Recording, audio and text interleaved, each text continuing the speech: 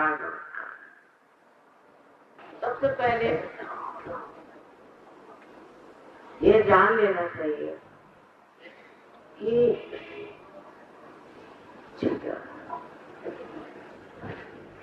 सत्य जो है वो सनातन, वो निरंतर, उसे आप बदल नहीं सकते। पढ़ने लिखने से भी आप जान नहीं सकते, क्योंकि सत्य हमारे बुद्धि से परे अनंत। सत्य को जानने के लिए आपको क्या करना चाहिए, ऐसा बहुत से मुझसे पूछे तो कुछ भी नहीं करना, क्योंकि सत्य का जानना यह आपका एक अधिकार। लेकिन इस मानव स्थिति में आप सत्य को नहीं जानते, उसके लिए आप पैसा दें या किसी गुरु की सेवा करें, कुछ करें, फायदा नहीं। इन चक्करों से सत्य मिलने वाला नहीं। मानिए कि किसी भी आडंबरों से सत्य नहीं। कारण क्या कि आपका अभी संबंध ही नहीं हुआ, अभी आपका परमात्मा से संबंध है, उनकी शक्ति से संबंध नहीं। आप जो भी करते हैं वो अपने एक खुशी के लिए कर रहे हैं। जैसे समझ लीजिए एक इंस्ट्रूमेंट है और इसका संबंध अगर मेल से नहीं हुआ तो इसका कोई उपयोग ही नहीं, बेकार है। हम जो बोलेंगे वो आप सुनेंगे भी नहीं और इसका उपयोग ही खत्म हो जाए। इसी प्रकार अभी हमें परमेश्वर से संबंधित होना चाहिए पहले, उसके बाद आप समझ पाएंगे कि आप क्या है। मनुष्य खोजता बहुत है। आपके यहाँ देखा मैंने, हरिद्वार में आई थी, भगवान को खोजने वाले बहुत। कहीं भी जाइए हर जगह लोग भगवान को खोज रहे हैं और दुनिया भर के उपास तपास ये वो प्रार्थना नमाज मंदिर मस्जिद सब और किसी ने पाया नहीं।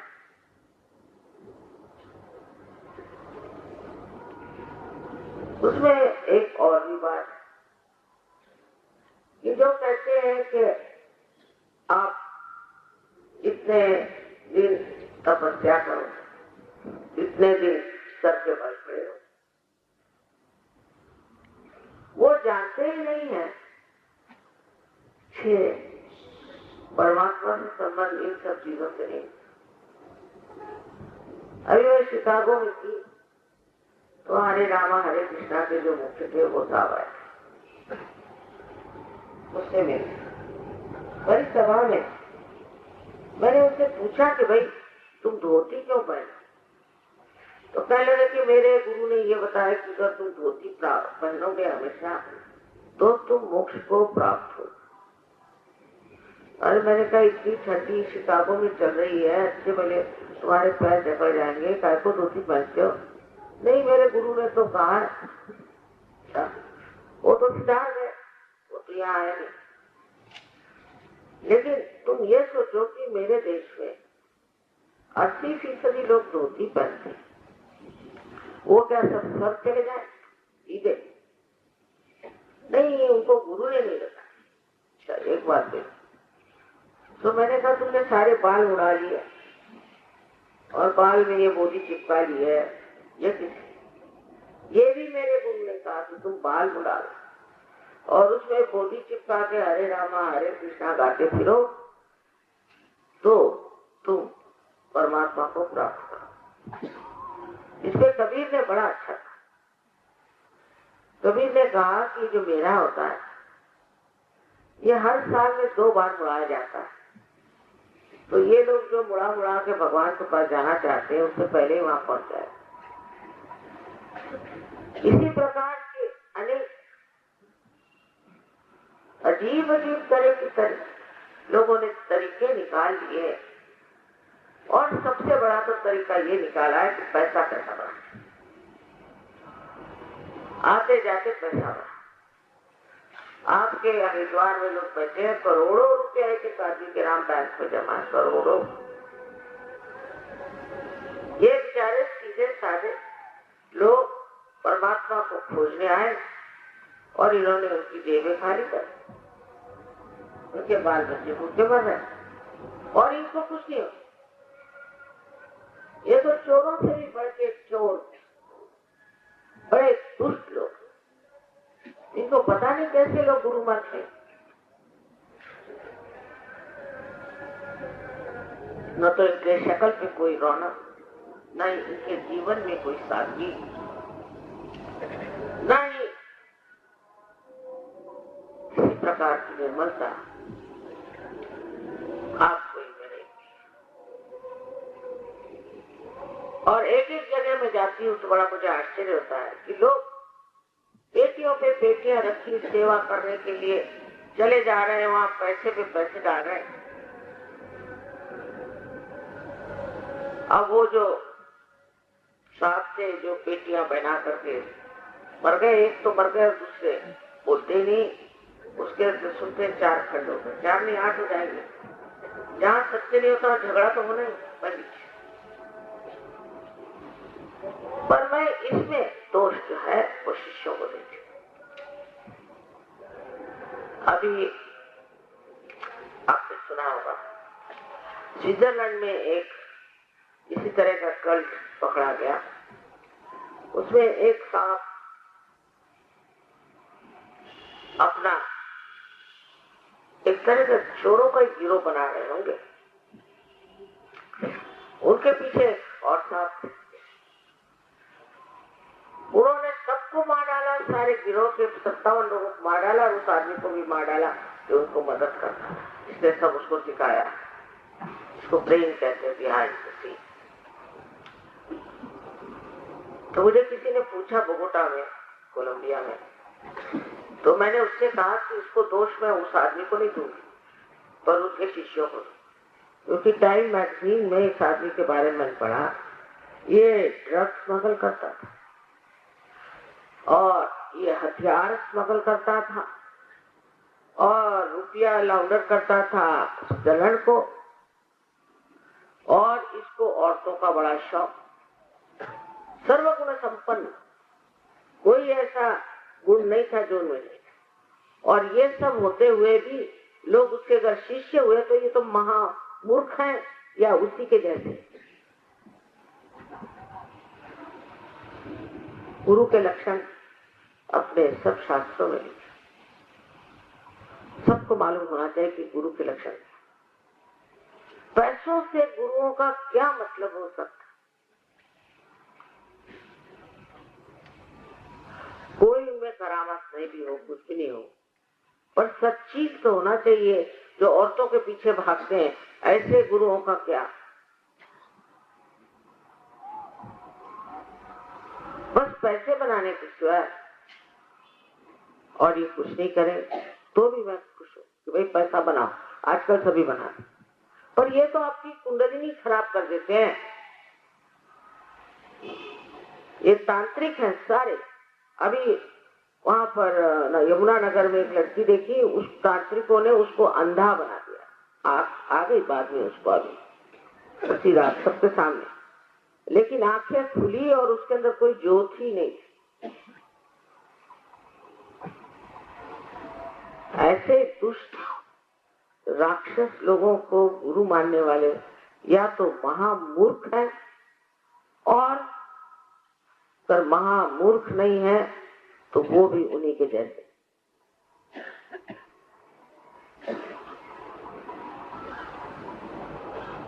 स्वच्छ निर्मल जिसका चरित्र हो, जिसके हृदय में प्रेम और अनुकंपा के सिवा कुछ न, जिसको तुम्हारे पैसे से, तुम्हारी पोजीशन से कोई मतलब न, और जो साक्षात शांति स्वरूप हो, ऐसे ही को गुरु मानना है।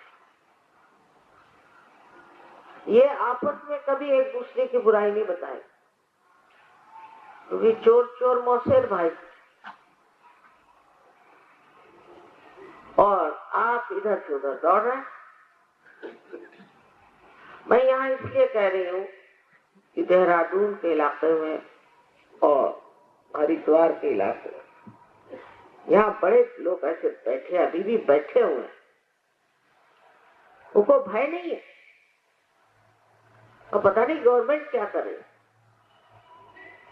सबको लूटे ले रहा है, और आप इतने भोले हैं कि परमात्मा को खोज रहे हैं। ये विशेष रूप से कलयुग महिमा कि इस समय में लोग परमात्मा को खोजे। नल दमयंती आख्यान में लिखा हुआ कि नल ने एक बार कली को पकड़ा और कहा कि तूने मेरे पत्नी से विछोह कर दिया, अब मैं तेरा सर्वनाश करता, इसको मैं छोड़ूंगा नहीं। तो कली ने कहा भाई वैसे तो ठीक, तू मुझे मार डाल, और मेरा भी होना जरूरी है, और मेरा क्या महात्म्य है वो सुन ले, उसके बाद तू मार डाल, खत्म कर। हाँ क्या है तेरा महात्म्य? तो उसने कहा कि जब मेरा राज्य आएगा तो सब लोग भ्रांति में जाए, समझ में नहीं आएगा सही क्या गलत क्या, समझ नहीं पाएगा। लेकिन उसी वक्त जब घोर कलयुग आएगा, तभी उस वक्त सहज में लोग अपने कल्याण को प्राप्त करेंगे। वो जो दरी कंदरों में आज परमात्मा को खोज रहे हैं, वो गृहस्थ बन के आएंगे और वो परमात्मा को प्राप्त करेंगे। भृगु मुनि ने भी अपने नाड़ी ग्रंथ में बड़े सुंदरता से आजकल का समय का वर्णन किया, और उसमें कहा है कि ये समय ऐसा विशेष है कि सामूहिक तौर से लोगों की कुंडलिनी जागृत होकर के वो परम पद को प्राप्त करें।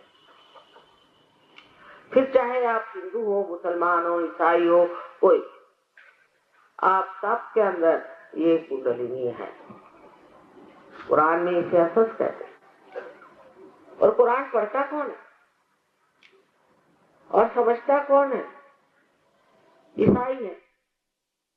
ये कोई ईसाई होने लायक है, क्योंकि ईसा मसीह जो थे वो बहुत पहुंचे हुए ओंकार तत्व के तरफ, वो तो पानी पे चलते थे। तो उन्होंने, उनके शिष्यों ने मैथ्यूस के 5वें अध्याय में साफ लिखा, ईसा मसीह के हिसाब से अगर आप किसी औरत के और 2 बार नजर करें तो आपके आंख में गुनाह के इस आंख को निकाल कर दें, और अगर आपका हाथ किसी भी अनिति के कारण किसी की ओर बढ़ा तो आप उसको काट दें। मैंने तो कोई हथकटा ईसाई सारे दुनिया में नहीं देखा। सारे धंधे करते हैं और ईसाई बन के घूमते हैं।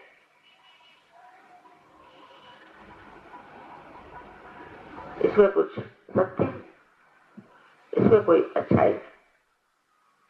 जब आप ईसाई होने लायक ही नहीं तो आप क्यों ईसाई बन गए? उसके बाद मोहम्मद साहब आए, वो भी बड़े पहुंचे।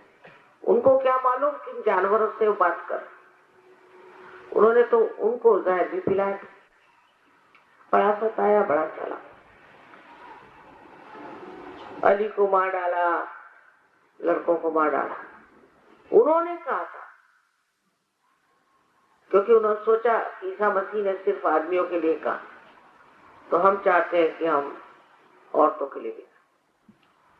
तो उन्होंने कहा कोई औरत अगर गैर मर्द की और अपनी नजर डाले तो उसको जमीन में आधा गाड़ के पत्थर से मार। आप सोच, अमेरिका तो सारी औरतें जमीन में गड़ जाएंगी।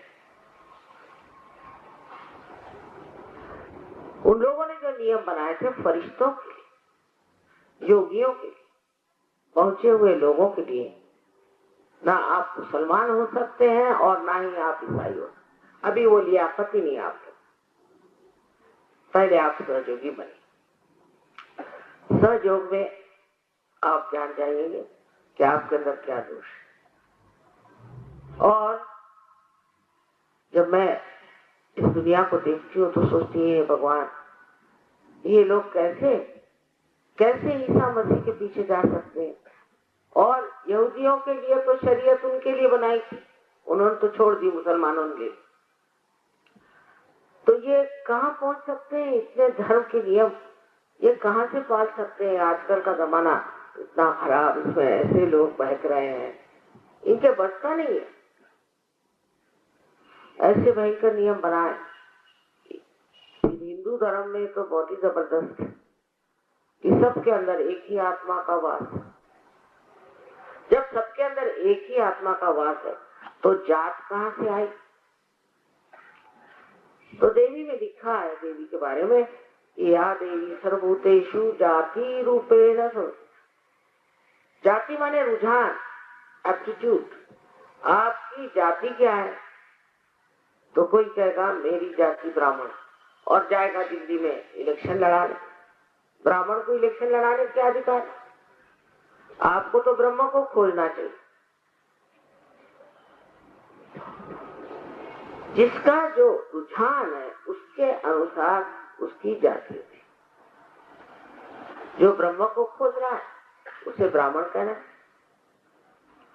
और जो सत्ता को खोज रहा है उसे क्षत्रिय कहना है, जो पैसे को खोज रहा है उसको बनिया कहना चाहिए या वैश्य कहना चाहिए, और जो आदमी क्षुद्र सेवाओं में ही मजा उसको अच्छा लगता है उसको क्षुद्र कहना। इस हिसाब से मेरे ख्याल से तो सभी क्षत्रिय हो गए कि सभी सत्ता चाहते हैं, सत्ता, इलेक्शन। और ऐसे क्षत्रिय की जिनमें कोई भी तत्व, कोई भी जान, पता नहीं हिंदुस्तानी ऐसे अंदर से एकदम सूख गए। हम तो बहुत पुराने हैं, इसकी स्वतंत्रता के लिए बहुत कुछ सहा है, सारे खानदान। और देखते हैं कि स्वतंत्रता मिलते ही एकदम उड़ गए लोग, और जो जो धंधे कर रहे हैं कुछ समझ में नहीं आता कि ये अधर्म का अधर्म। इसी घोर कलयुग में ही सहयोग पनपा, इसी घोर कलयुग में ये घटना घटी। अगर इतना घोर कलयुग, इतनी काली रात्रि नहीं होती तो दिवाली जगने वाली नहीं। और इसीलिए आज अपने देश में भी हजारों लोग सहयोग हैं, और सहज में आकर के समझ गए कि असलियत क्या है, हम क्या है, हमारा गौरव क्या है। सहज में आते ही आपके हाथ से आप देखते हैं कि ठंडी ठंडी हवाएं आ रही। ये ठंडी हवा, ये वही रूह है, वही परम चैतन्य है जिस शक्ति का आज तक वर्णन होता। यही परमात्मा के प्यार की शक्ति है जो आपके अंदर से बहने लग गई है, और आप अपने हाथ में महसूस करते हैं। कुंडलिनी के जागरण के बाद आप देखते हैं कि आपके सर से ठंडी हवा आ रही है, और आपकी एकाकारिता उस सूक्ष्म शक्ति से। अब देखिए कितने सुंदर फूल यहाँ जगह। कभी हम सोचते भी नहीं, कभी सोचते भी नहीं कि इतने सुंदर फूल जो यहाँ जग रहे हैं और सज रहे हैं, ये कितना बड़ा चमत्कार। ये पृथ्वी ने हमें दे दिया, ले लिया, सजा लिया। किसी से पूछो डॉक्टर से कि तुम्हारा हृदय कौन चलाता है, तो वो कहेगा कि हमारी स्वयं चालित ऑटोनॉमस नर्वस सिस्टम चलाती। पर ये स्वयं कौन है? उसी की खोज। तो मैं जो कह रही हूँ उस पर पूर्ण तरह से आप अंधविश्वास मत करें। मैं जो कह रही हूँ वो अगर सिद्ध हुआ तो अगर आप ईमानदार हैं उसे आप मान्य करिए, क्योंकि ये आपकी भलाई के लिए और आपके सारे संसार के हित के लिए है। क्योंकि मानवीय दशा में हम अभी भ्रांति में ही बैठे तभी लड़ते रहते, भगवान के नाम पे भी लड़ते। सोचिए, हजारों लोग ऐसे भ्रांति में बैठे। बोस्निया से एक मुसलमान मेरे पास आया, तो मैंने कहा, अरे तुम क्यों लड़ मर रहे हो, तुम तो निराकार में विश्वास करते हो, तुम्हें जमीन से क्या? उसने कहा, भाई ये बात कुरान में लिखा है। अच्छा, कि अगर तुम अपने हक में, हक माने धर्म, दीन में, दीन पर मरो, और अगर तुम कब्र में चले जाओ तो 500 साल बाद भी जब क़यामत आएगा तो तुम्हारी कब्र से लाश निकल आएगी। अच्छा, मुसलमान तो मुसलमान, ईसाई और यहूदी सब यही विश्वास करके कब्रें बनाते। बताइए 500 साल बाद उसमें क्या बचा रहेगा? उसमें से हड्डियां निकल आएगी। कुछ सोचना भी तो चाहिए। ये पता नहीं किससे लिख दिया।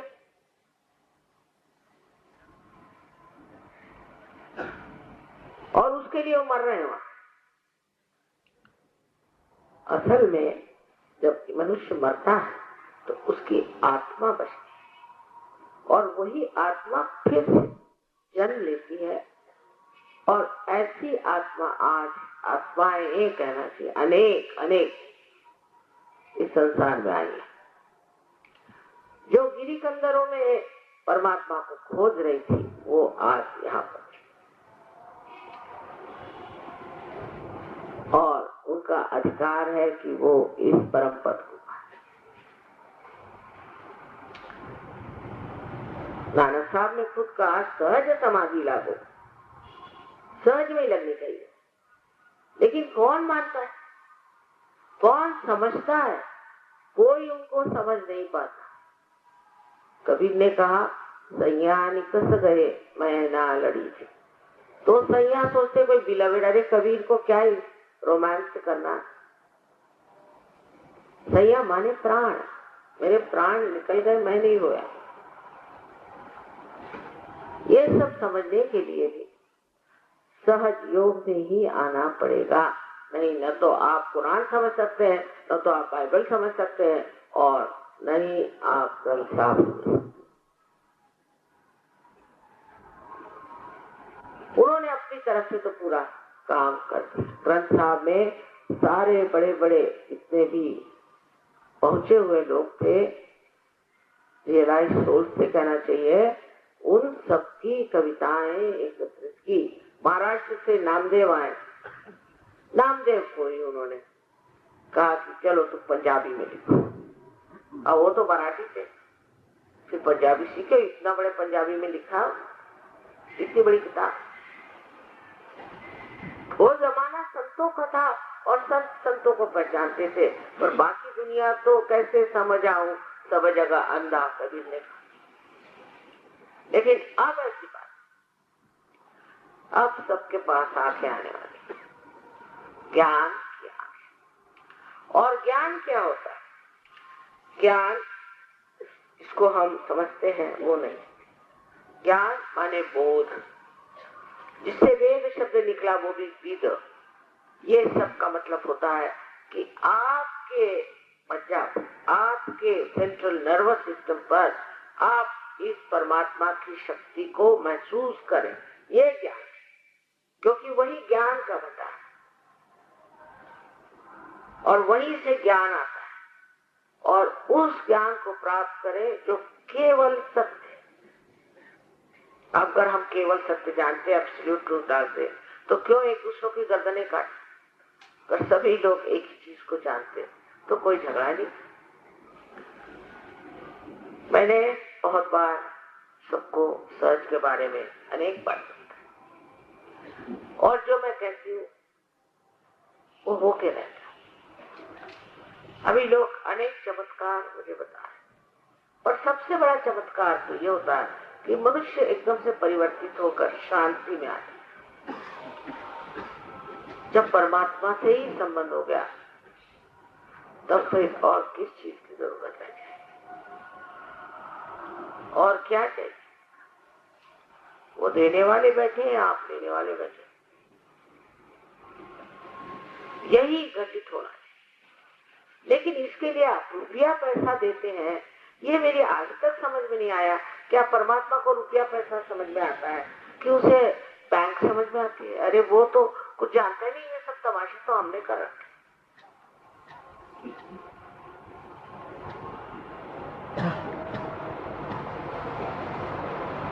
पूर्णतया आप इसमें शांति प्राप्त करते हैं। कारण विचारों के चक्र चल रहे हैं, या तो आगे का सोचते हैं, पीछे का सोचते हैं, पूरी समय सोचते रहते हैं, दिमाग इधर उधर घूमते रहता है। पर आज मैं कहूं कि आप वर्तमान में खड़े हो जाओ, इस वक्त तो आप नहीं, और असलियत तो वर्तमान है, पिछला तो हो गया और आगे वाले का पता ही। तो इस भूत और भविष्य के बीच में जो आप घूम रहे हैं, जब कुंडलिनी जागृत होती है तो इन विचारों को ऐसे लंबा करके बीच में जगह बनाती है, और उस बीच की जगह में जब आप रुक जाते हैं तो आप निर्विचार हो जाते हैं। लेकिन आप पूरी तरह से चेतित हैं, अंग्रेजी में कहेंगे तो थॉटलेस अवेयरनेस, निर्विचार समाधि। समाधि का मतलब है जहां हमारी बुद्धि समा गई, उस वक्त पहली चीज होती है निर्विचार समाधि। अब लोग कहते हैं कि ये करो होगी, वो करो, कुछ करने की जरूरत नहीं। आपके अंदर स्वयं कुंडलिनी है, आपकी अपनी माँ है, और वो आपको पुनर्जन्म देने के लिए लाल आई। आपको कुछ भी करने की जरूरत नहीं, वो जागरूक हो जाएगी। जैसे बीज आप माँ के उदर में डालते हैं तो वो अंकुरित हो जाता है, ऐसे सहज में ही ये घटित हो। और ये होने के बाद आप देखिए कि कुंडलिनी इन 6 चक्रों में से गुजरती है। दुनिया भर की जितनी परेशानियां हैं वो सब अधिकतर मनुष्य के कारण है, और मनुष्य की सारी परेशानियां उसके चक्रों के कारण।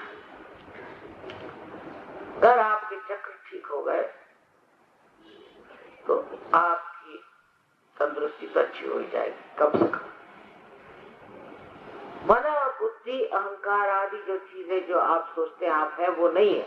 आप आत्मा स्वरूप, शुद्ध आत्मा स्वरूप है। क्योंकि आप कहते मेरी बॉडी, मेरा शरीर, मेरा मन, मेरा काम, मैं कौन हूं? वो आत्मा। उस आत्मा को सोचना, उसको प्राप्त करना, ये पहला सत्य है। और दूसरा ये कि चारों तरफ फैली हुई इस परमात्मा की शक्ति से एकाकारिता प्राप्त कर लेना, ये दूसरा है। और ये शक्ति प्रेम का सागर है, इसमें लड़ाई झगड़ा ये सब कर, पर वो समझने के लिए भी सुबुद्धि चाहिए। अब आप आश्चर्य करेंगे कि रशिया के जैसा देश,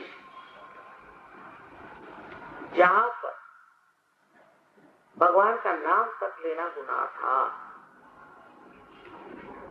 वहां पर आपसे 10 गुना लोग आते हैं प्रोग्राम में हर एक, और प्रोग्राम ही में ठीक हो जाते हैं, और प्रोग्राम में ही प्राप्त करते हैं, और फिर जम भी जाते हैं। आखिर ये कैसे हो रहा है? वो रशिया, उसको तो भगवान का नाम भी नहीं मानते। ये वहां कैसे घटित हो रहा है? क्योंकि उनके यहाँ ये जो हमारे यहाँ डेमोक्रेसी है ना, इसको मैं डेमोक्रेसी कहती हूँ, आदमी राक्षस हो गया। जब तक मनुष्य पार नहीं होता है, उसके बस का नहीं कि वो स्वतंत्रता को समझे। जैसे ही स्वतंत्रता हमको लोगों को मिल गई, तो पता नहीं कहां से ये घुसपैठ वाले लोग आ गए। इनको तो कभी सुना भी नहीं था, और हो गए मिनिस्टर फलाना ठिकाना, और बन गए यहाँ पर। ना इनके अंदर चरित्र, ना इनके अंदर कुछ। क्योंकि स्वतंत्रता को भी इस्तेमाल करने के लिए पहले सहयोगी होना चाहिए। जब आपने योग को ही प्राप्त नहीं किया, जैसे एक पतंग है, वो जब तक किसी के हाथ में वो डोर है तब तक वो ठीक चल रही है, पर जैसे ही डोर छूट गई हाथ से, वो कहीं भी जाके अटक सकती है। यही बात कि हमें जो स्वतंत्रता मिली है वो भी स्व का तंत्र जाने पर। शिवाजी महाराज ने कहा था कि स्व का तंत्र जानना पड़ेगा। स्व का तंत्र, स्व माने आत्मा, उसका तंत्र जाना। अभी मैं जहाँ था देखती यंत्र मंत्र तंत्र सब लिखे हुए हैं, सब माँ चोर हैं लोग, लोगों को भुलावा डालने के लिए। कहाँ के यंत्र मंत्र तंत्र, ये सब भूत है, भूत राक्षस।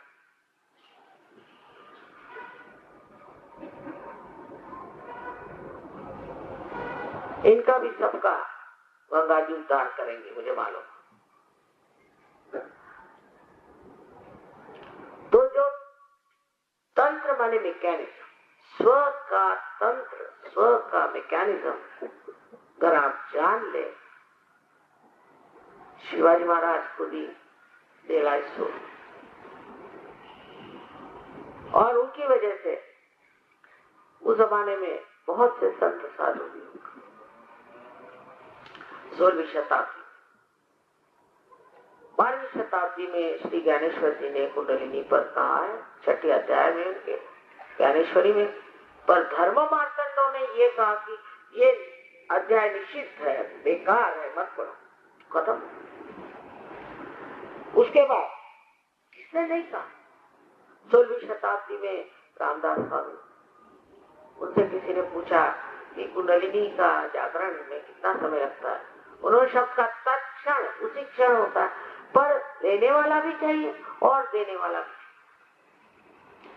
उसमें तो कबीरदास जी ने कहा है, ईड़ा पिंगला सुख मन नारी, ईड़ा पिंगला। अब कविताएं पढ़ाते हैं स्कूलों में बच्चों को, कबीर, किसी को मालूम है ईड़ा क्या, पिंगला क्या, सुखमन नाड़ी क्या? शून्य शिखर पर अनादबाज। कितनी बातें मोहम्मद साहब ने कह दी, कितनी बातें इन लोगों ने कह दी, सब बेकार। क्योंकि जो असलियत है उसमें नहीं उतरना, तत्व नहीं उतरना, बेकार चीजों में दौड़ते रहना। उसका तत्व, और आपका तत्व है आपकी कुंडली, आपकी माँ जो आपके बारे में सब कुछ जानती है, और लालायित आपके दूसरा जन्म देने के लिए बहुत लालायित। और ये कलयुग की जरूरत थी सिर्फ, और इसीलिए इस कलयुग में ये कार्य बहुत जोरों में होना। इससे आपको शांति तो मिलती है। लोग मुझे बताते हैं कि माँ हमारे पास तो खाने को पैसे नहीं, हम तो दाल रोटी से रहते थे, आज करोड़ोंपति हो गए। मैंने कुछ नहीं किया। क्यों? क्योंकि भ्रांति में मनुष्य कमा भी नहीं सकता, उसमें भी भटक जाता है। और ये शक्ति जो है, ये तो आशीर्वादों का सागर। इतने चमत्कार लोग बताते हैं कि मैं तो कहती हूँ, मैं उनको तो लिख भी नहीं सकती और मुझे याद भी नहीं। लेकिन मैं किसी का भी लिखना शुरू करो तो 1 महीने में कहता मेरे सर तक पहुंच गए, अब मैं क्या, मैंने छोड़। ऐसा जमाना वाकई आ गया है कि आप सब इसे प्राप्त कर। पर एक बात जरूरी है कि थोड़ी देर तो आपको लगेगा कि आप आनंद के सागर में डूब गए, लेकिन इन लोगों में और आप लोगों में एक अंतर, हिंदुस्तानी एक क्षण में पार हो जाता है। बड़े भाग्य से इस देश में पैदा होते हैं, ये तो जाहिर है। इन लोगों के लिए हाथ तोड़ने पड़ते, बड़ी मेहनत। पर एक बार ये लोग पार हो जाते हैं तो ऐसे जमते हैं। हजारों मील से आए आपके देश में और आते ही साथ ही जमीन को छूते हैं। ऐसे योग भूमि में आप पैदा हो, लेकिन उसका उपयोग अभी किया है। सहयोगियों को चाहिए, खासकर हिंदुस्तान की सहयोग में अपने को बढ़ाएं और इसके वृक्ष हो जाए। जिसे दुनिया देख के कहे कि अगर अध्यात्म में कोई देश है तो हिंदुस्तान। अभी मुझे एक साहब मिलने आए थे चाइना के, बहुत बड़े आदमी थे बेचारे, लेकिन इतने नम्र। तो मुझे कहने लगे कि माँ, जो कहते हैं चाइना में कि आध्यात्म का खजाना हिंदुस्तान में है, वो कौन सा खजाना? मैंने कहा वो खजाना तुम्हारे अंदर नहीं, लेकिन हिंदुस्तान में सब लोग कहते हैं ट्रेजर। मतलब बैठो, वो पार हो गए। अच्छा, यही खजाना है। वो बुलाया उन्होंने हमें चाइना भी, अभी हमें तो कोई टाइम मिले तो जाए। लेकिन कहने की बात ये कि आपके पास सारी सामग्री है, आप सब कुछ जानते भी। एक तो ये गुरु घंटालों के पीछे घूमते हो,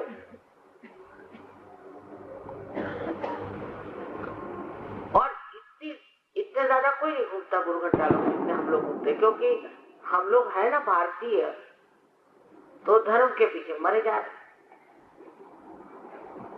और अपना भला नहीं कर। भला इसमें है कि सहयोग में आज मैं तुमको जागरूक दे, उसके बाद इसमें जमना चाहिए। इसमें अगर जमिएगा नहीं तो बेकार है। अगर कोई अंकुर हो जाए बीज और वो जमे नहीं तो उसका पेड़ कैसे गिरेगा? अंदर से अपने अंदर ये एक प्रबल इच्छा होनी चाहिए, शुद्ध इच्छा होनी चाहिए कि हम पार हो जाए। और उसके बाद दूसरा एक वचन होना चाहिए, हमें वचन देना चाहिए कि माँ, हम सहयोग में एक बड़े बड़े वृक्ष बन जाए। उसमें आपको पैसा देना नहीं, कुछ देना नहीं, कुछ नहीं करना, घर नहीं छोड़ना, द्वार नहीं छोड़ना, कुछ नहीं, कोई बाह्य चीज नहीं, खाने पीने का भी झगड़ा नहीं है। जो चीज आपको सूट करती वो आप खाए। उसका भी एक तमाशा बनाए हुए हैं। वेजिटेरियनिज्म का तो इतना तमाशा बनाया है कि मैं खुद हैरान हूँ कि किसी देहात में जैनियों ने एक ब्राह्मण को पकड़ के एक झोपड़ी में डाला कि जितने भी खटमल है वो उसका खून चूस ले। ये उनके हिसाब से बड़ा भारी परमार हो गया। ये खटमलों को मैं देने वाली हूँ, क्या रियलाइजेशन? क्या मुर्गियों को कि बकरियों को, किसको रियलाइजेशन देने वाली? अब जब कोई इंसान नहीं मिले तो शायद बेकार की चीजों में अपनी सारी शक्ति लगा देते हैं, एनर्जी लगा देते हैं, उसकी कोई जरूरत नहीं। अपने को पाकर आप जानिएगा कि आप कितने गौरवशाली हैं। आपके हाथ में ये सब शक्ति आएंगी, आप लोगों को जागरूक करेंगे, लोगों को ठीक करेंगे, अपने को ठीक करेंगे, और एक शांति के सागर में आप डूब जाएंगे सब लोग, और आनंद की नदिया में गोते लगा। अभी यहाँ 65 देशों से लोग आए, 5 देशों से आए पर आए हैं 65। मुसलमान देशों में भी सहयोग चल रहा। और ये सब लोग, मैंने इनको कभी लड़ते झगड़ते कुछ जैसे भी रखो, अब सबके अपने अपने बंगले हैं, घर है, मोटरें हैं, कहाँ भी रखो, कहीं भी रखो, जैसे राखम तैसे ही, कोई शिकायत। बस आपसी मजा उठा रहे हैं एक दूसरे का। इंसान कभी एक दूसरे का मजा उठा नहीं सकता, न बाप बेटे का, न बेटे बाप का, न दोस्तों का, न रिश्तेदारों का। बस शराब पी करके झूमते हैं, उसी को सोचते हैं बड़ा मजा उठा रहे, पैसा लूटने में मजा उठा। ये तो आनंद के लूटने की बात है। ये जमाना आ गया और इसको आप मानिए और इसको आप स्वीकारें। अब इसके लिए आपको सिर्फ 10 मिनट, ज्यादा नहीं, क्योंकि आप इस मेरे भारत देश के वासी, क्योंकि आपने यहाँ जन्म, ये आपका बहुत बड़ा अधिकार है और मान है, जिसको सब देवी देवताएं सारे लोग मानते हैं। और इसीलिए अनेक संत साधु जितने इस देश में हुए, किसी देश में हुए नहीं ऐसे, लेकिन इतने नहीं। और जितनों को यहाँ छला है, हमने यहाँ सताया, वो भी किसी देश में इतने नहीं सताए। बहरहाल जो भी है, आप किसी की मजाल है, किसी को कोई सताए, किसी योगी को कोई सता नहीं सकता, छल नहीं। सत्ययुग की शुरुआत हो गई और जितने ये दुष्ट बिलंदर बैठे, सब के सब एक्सपोज हो जाए, सब के सब खुल जाए। आप देखिए, सत्ययुग की शुरुआत हो गई। अब इसमें आपको समाना तो समाइए और नहीं समाना तो, लेकिन मैं आपसे जबरदस्ती नहीं कर सकती। मेहरबानी से जिनकी इच्छा नहीं हो वो कृपया से, अगर कोई उद्दाम और कोई अपने को बड़े भारी अफलातून समझते, वो भी कृपया चले। नम्रता पूर्वक ही है, शालीनता होनी चाहिए, नम्रता हो, ये पाने से और मूलवान दुनिया में कोई नहीं। अब आपसे एक माँ के प्यार की बात कहनी पड़ेगी।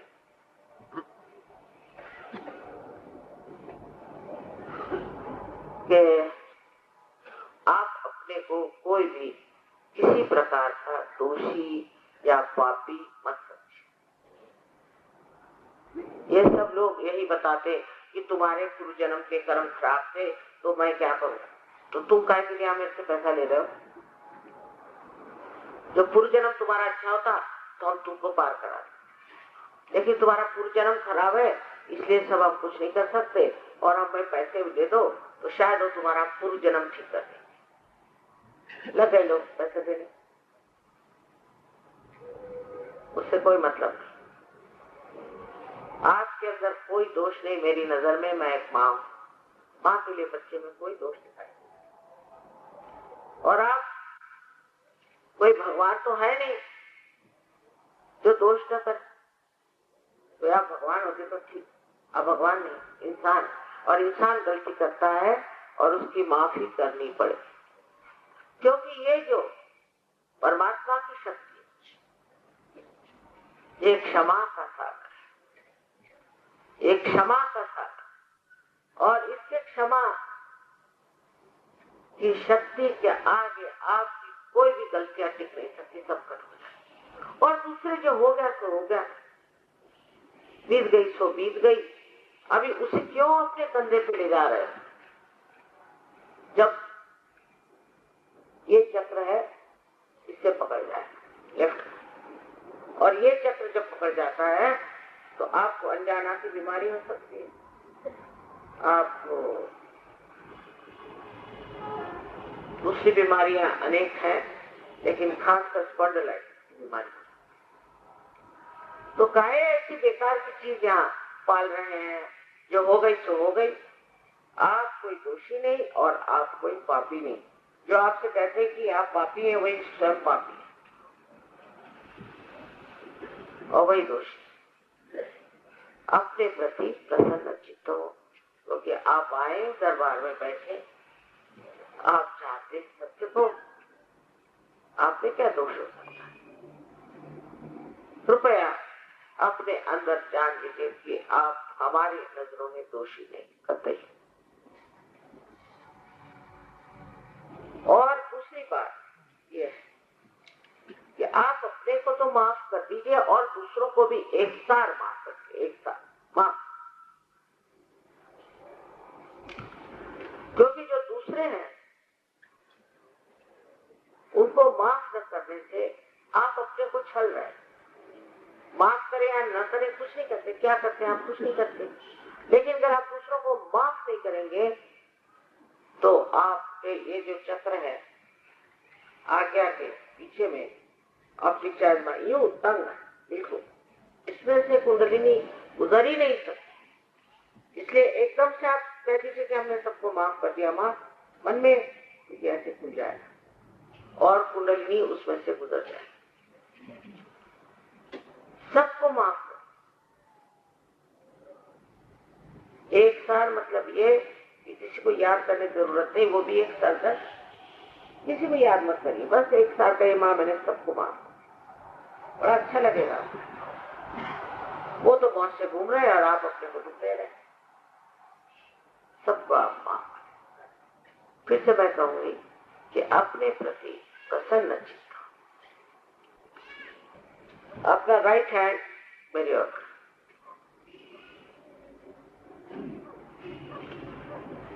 और सर झुका के लेफ्ट हैंड से तालू पर देखें कि कोई ठंडी या गर्म हवा आ रही है।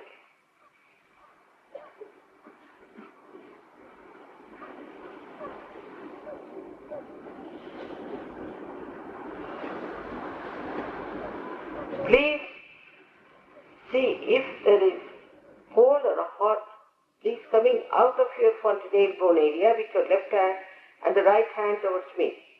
Bend your head, please. देखिए, शक्का नहीं करने का, थोड़ा सा आगे पीछे घुमा के देखिए। अगर गर्म ठंडी हवा आ रही है, इसका मतलब है आपने अपने को भी माफ नहीं किया होगा और हो सकता है दूसरों को माफ नहीं किया, तो वो करिए। ऐसा नहीं सोचना कि ऐसे कैसे, इतनी जल्दी कैसे हो सकता है, हो ही सकता है, होता है और होएगा। आप लेफ्ट हैंड में जाओ, please put your left hand towards me now. आप सर झुका लें, प्लीज बेंड योर हेड और राइट हैंड से देखिए कि सर से ठंडी या गर्म हवा आ रही है। Please see with your right hand if there's a hot or a cool breeze-like vibration coming out of your fontanelle bone area. If they are hot, please forgive yourself and others. अगर गर्म हवा आ रही तो आप दूसरों को भी क्षमा करें और अपने को भी क्षमा करें मन में।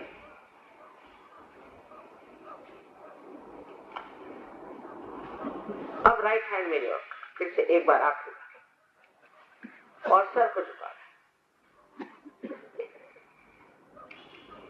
और झुका करके सर को,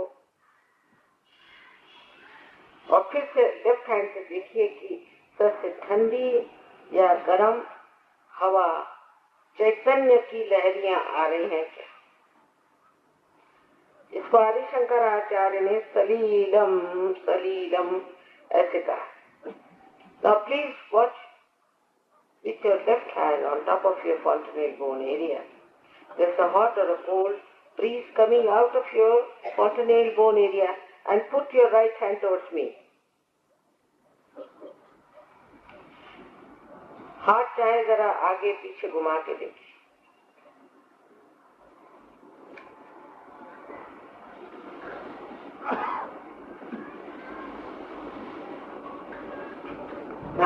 आप दोनों हाथ आकाश की ओर और सर भी आकाश की ओर, और इन 3 प्रश्नों में से कोई सा भी एक प्रश्न 3 बार पूछे। पहला सवाल, माँ ये क्या परमात्मा की प्रेम शक्ति है? माँ ये क्या परमात्मा की प्रेम शक्ति है? दूसरा सवाल, माँ ये क्या परम चैतन्य है? तीसरा सवाल, क्या माँ ये रूह है? इसमें से कोई सा भी एक प्रश्न आप 3 बार पूछें। Please raise your hands towards the sky and put your head up and ask questions 3 times out of one of the questions I tell you. Mother, is this the cool breeze of the Holy Ghost? Mother, is this the divine love? Mother, is this the Parama Chaitanya? Ask any one of these questions, she can.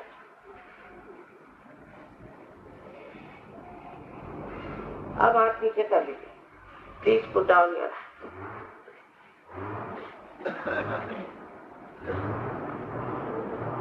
Now, आप जिस के हाथ में अपने उंगलियों में या sir से ठंडी या गर्म हवा आ रही हो, वो सब लोग हाथ ऊपर करें. All those who are getting cool breeze in both the hands or on your fingertips out of alternate bones, please raise your hands. Please raise. सारे देहरादून में कमाल हो गई. अनंत आशीर्वाद है. सारे के सारे आप संत हो गए. बड़ा कमाल. अब आपको सिर्फ याद रखना है कि सहयोग का कार्य आज अकेले घर में नहीं हो सकता. इसमें सामूहिक में आना जरूर, क्योंकि ये सामूहिक कार्य, क्योंकि दूसरा कोई है नहीं. सब एक ही शरीर के अंग प्रत्यंग है और सामूहिक में आने से ही आपकी वृद्धि होगी और कोई इसका तरीका नहीं. हो सकता है एक दो आदमी अजीब सजीब आपको मिल जाए, क्योंकि सबके लिए दरवाजा खुला है, पर सब लोग ठीक हो जाते. सब लोग ठीक हो जाते, बीमारियां ठीक हो जाती. तो इसलिए कृपया आप लोग सामूहिकता में आए और अपने आत्मा के प्रकाश में अपने चित्त को स्थिर कर लें और इसके कमाल देखिए कि यही चित्त आप जहां डालिएगा वही कार्य करेगा. जहां आप बैठेंगे वही शांति फैलेगी. देखिए, सिर्फ 2 साल पहले हम पंजाब, सिखों ने आके बहुत काम आप पंजाब में पैदा. अब एकदम शांत हो गया पंजाब. मेरी वजह से नहीं, है सब संत लोग की गए.